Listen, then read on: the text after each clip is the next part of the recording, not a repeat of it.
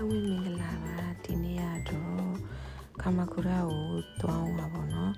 ဗီဒီယိုလေးရိုက်ထားတာပါအခုမှအတစ်လုပ်ပြီးပြန်တင်လိုက်တာပါနော်ပထမဦးဆုံးဗီဒီယိုဖြစ်တဲ့အတွက်ကြောင့်မို့လို့သိညီခံပြီးတော့ကြည့်ပေးကြပါခုကတော့အေကီမှာဖိုင်ရန်စာနေလို့မတွားခင်လေး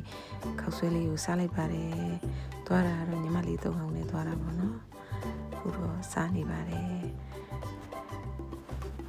စားလိုက်စကားပြောလိုက်ဘောတော့ခောက်ဆွဲရကိုဘူရာထဲမှာမတည့်ရပြီးစားရတဲ့ခောက်ဆွဲပေါ့နော်အချိန်မှာခောက်ဆွဲစားပြီးတော့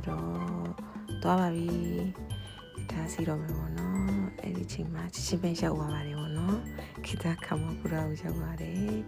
ရောက်ပြီးတော့ခမကူရာမသွားခင်ရဲ့မရောက်ခင်တမတ်တိုင်ပေါ့နော်အဲ့တမတ်တိုင်မှာအကြီးဆိုင်ပန်းလေးတွေကိုသွားကြည့်ခဲ့တယ်ပေါ့နော်အဲ့ပန်းလေးတွေက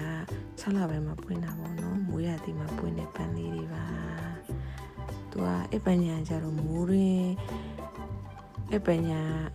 ဝင်ကြီးက300ပေးရပါတော့နော်ဒါမှဖြစ်ချင်တော့အဲ့ဒီမိုးကအရန်ရွာနေပါတယ်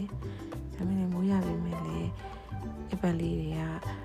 မိုးရသည်မှာပွင့်တဲ့အတွက်ကြောင့်မို့လို့လှတယ်ပေါ့နော်အရန်လှတယ်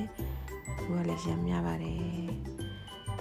တော်လေးကိုလှတယ်ပေါ့နော်မိုးရင်းမှာပွင့်တဲ့ပန်းလေးတွေဖြစ်တဲ့အတွက်ကြောင့်ကျမမွေးနေနဲ့လေကျမမွေးလာနေလဲတူတယ်တူပဲပေါ့နော်အဲ့အတွက်ကြောင့်အရင်ကြိုက်တယ်ပေါ့နော်ချိန်မှာရိုက်ပေးပါတယ်ပဲတွေများတယ်ပေါ်တော်လာတယ်ပေါ့နော်ပြီးတော့အချိန်မှာရှောက်ရိုက်တယ်ပေါ့နော်သွားတဲ့အဖွဲဝင်တွေကတော့ဒီ3ယောက်ပါအချိုးလေးတွေပေါ့နော်နောက်ကတော့ညီမလေး2ယောက်ပဲပါဟောကြတော့အပန်းညံနေမှာရိုက်ထားတဲ့တပုံလေးပေါ့နော်ပြီးတော့ခမကူရာကိုတွားကြပါတယ်ခမကူရာကိုတွားပြီးတော့တပုံလေးရိုက်ပါတယ်ရိုက်ပြီးတော့ပြန်ပါပြီနောက်ဘလော့တွေမှာပြန်တွေ့မယ်ဘိုင်ဘိုင်